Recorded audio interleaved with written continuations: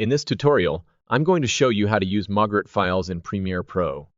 To begin, we'll navigate to our Essential Graphics window. If you don't see it, don't worry. You can easily add it by clicking on the Window tab and selecting Essential Graphics. Once you've got that sorted, adding our MOGRT file is a breeze. Simply hit the Add button down here, and that'll pop open a window. From there, just locate the MOGRT file you want to use and click Open. Now that we've added our MOGRT file, all that's left to do is drag it onto our timeline, right above the video clip where we want the effect.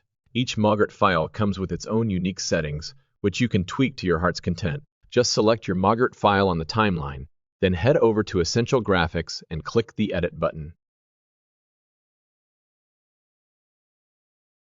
And there you have it. Adding MOGRT files to your project is as simple as that. I hope this video was helpful.